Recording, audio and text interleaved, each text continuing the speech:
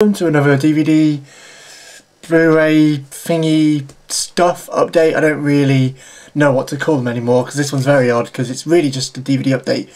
Classically, if you just what usually people do, but there's no Blu-rays in here and there's no video games this time. It's quite an interesting mix of things actually. So this is the DVD stuff update. Some interesting things here. Let's get cracking. Okay, so I got this, which is I'm a wrestling fan. Actually, I don't like it as much as I used to, but I do still enjoy it. I still keep up with the stuff, and I still like the DVDs and all that kind of thing. And I like the era which I used to watch it and stuff like that. And I don't buy many wrestling DVDs, but what I usually buy is sets. Like if there's a certain match type or a certain wrestler, I'll maybe buy their set if I really like them. And I got I actually got this on pre-order from Silvervision, and they send things out early. So this is the reason I have it. It's legit, like, and it's really good service from them. And it's Iron Will, and it's the Elimination Chamber set. I don't like the name Iron Will because I think that just sounds more like an Iron Man match DVD. It really does. I think if they ever do an Iron Match DVD, they're going to kick themselves for calling this Iron Will, because it makes sense both ways. Iron Man, Will to continue. They really did mess that up, I think, on the name. Not only did they mess that up, but I've noticed with ones that were pre-HD, the matches that were pre-HD, they basically put borders around the match. So it's cut off, like the screen's cut off, like, you know, like this. So it's like that. And it's a bit of a shame, really. They could have just, you know, maxed the size of the screen out, but they didn't. They just went the stupid way out.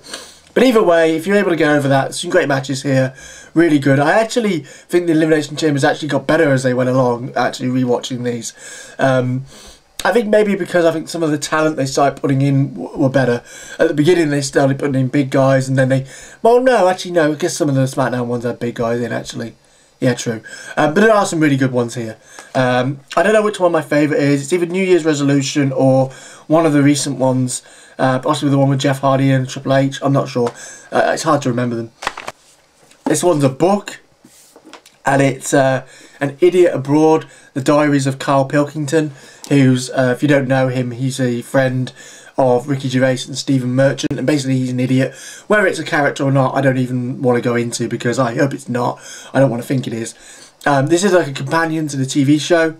The TV show's cracking so far. There's been 2 episodes and it's brilliant stuff. And the book's a very good read. I have never read any of Carl's books before, but it reads brilliantly. It's funny, it's entertaining, and it's informative as well. Some really good picture and artwork in there too. It's South Park season 13, and now this may seem like I'm buying a lot, and I'm really not, because really this is just something I buy every year. Like, I wouldn't not buy this. I just buy this every year when it comes out. And it's funny because this is actually from my country. This is my region. This is UK DVD. And I've got all the other seasons. I've got 1 through to 13, or 12 if you count the other ones. But they're all American DVDs. This is the first one I've actually got in my country, because they were really late on the DVDs. So yeah, that's South Park season 13. Okay, we've got The Big Bang Theory season 3. Really good season. A little Sheldon heavy maybe, but I really enjoyed this show quite a lot. It's one of the only like laugh track sitcoms I still watch. And it's just interesting to see, you know, what the characters will get up to in each episode. Yeah, a little Sheldon heavy, as I say, but in general, a cracking season, so you can't really complain. Scrubs season 8.